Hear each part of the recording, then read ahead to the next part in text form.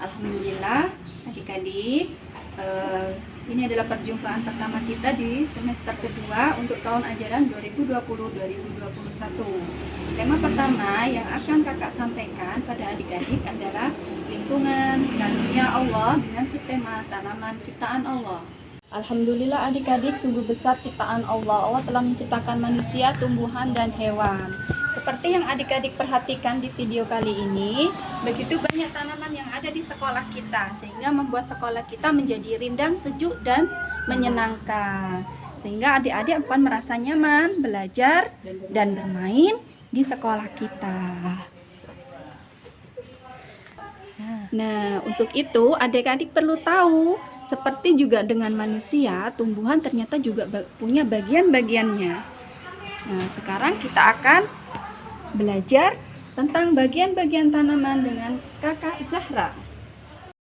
Nah, seperti yang tadi Kak Nur jelaskan bahwa tanaman ini ada bagian-bagiannya. Seperti manusia juga, manusia ada bagian-bagiannya. Ada kepala, ada bagian tengah, juga ada anggota gerak seperti tanaman. Tanaman ini ada bagiannya juga adik-adik. Ada bagian akar, ada bagian batang. Ini bagian batang, juga ada bagian daun, juga bagian bunga. Nah, dan fungsi-fungsinya ini akan dijelaskan sama Kak Nur. Seperti yang Kakak Zahra jelaskan tadi, bahwa tanaman itu juga memiliki bagian-bagiannya. Nah, salah satunya yang pertama dan paling utama adalah akar. Akar ini berfungsi sebagai penyerap air dan nutrisi di dalam tanah. Dan biasanya akar ini tertanam di dalam tanah adik-adik, tetapi juga ada yang tidak tertanam di dalam tanah tetapi di dalam air.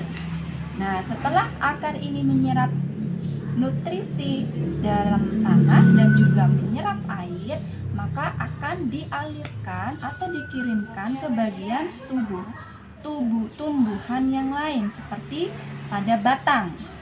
Nah, ini perlu kalian adik-adik tahu bahwa ini adalah batang. Ini adalah batang.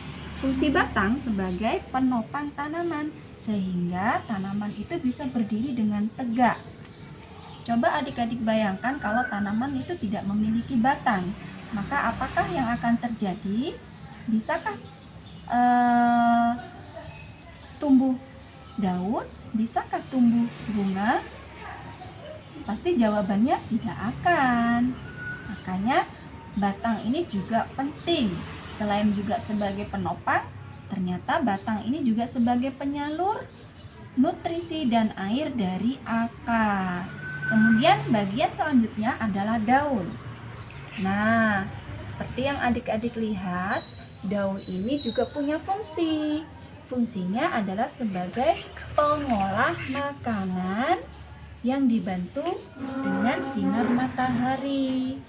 Nah, makanya kalau tanaman itu diletakkan di tempat yang kurang sinar matahari, maka tanaman itu akan cenderung berbelok untuk mencari sinar matahari.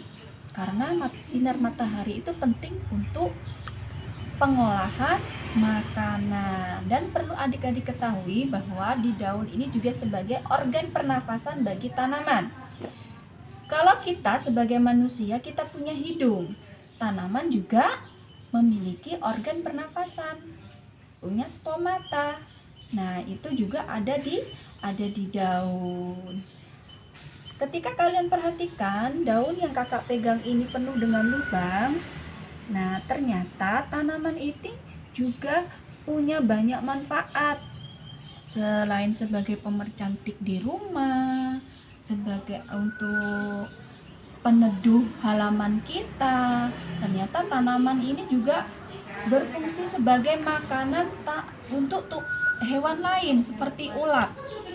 Nah, setelah air dan nutrisi itu disalurkan lewat daun, dan daun mengolah makanan dan menyimpan makanannya di daun, maka nanti akan muncullah bunga.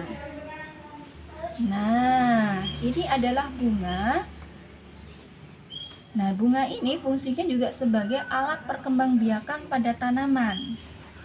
Nah, nanti akan dibantu oleh serangga yang hinggap untuk mengambil madu pada bunga itu.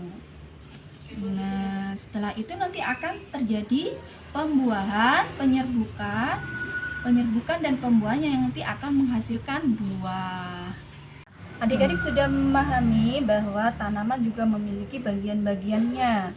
Ternyata tanaman supaya tetap hidup, supaya tumbuh subur, kita harus merawatnya. Dan bagaimana cara merawatnya akan disampaikan oleh Kak Tika. Nah, seperti yang dijelaskan Kak Nur tadi, Kak Nur sudah menjelaskan tentang fungsi dan bagian tanaman. Sekarang Kak Tika akan menjelaskan bagaimana cara merawat tanaman. Tanaman agar tetap hidup, tumbuh, dan subur harus dirawat dengan baik. Pertama, dengan cara disiram, kemudian diberi pupuk, dan juga butuh sinar matahari. Kemudian selain itu apabila sudah banyak yang layu, dari daun-daunnya bisa dipotong sehingga bisa menjadi pupuk kompos bagi tanaman ini. Nah, demikian penjelasan materi tentang tema lingkungan karunia Allah dengan subtema tanaman. Semoga bermanfaat adik-adik. Sekian, assalamualaikum warahmatullahi wabarakatuh. Sampai ketemu lagi di tema selanjutnya. PTM.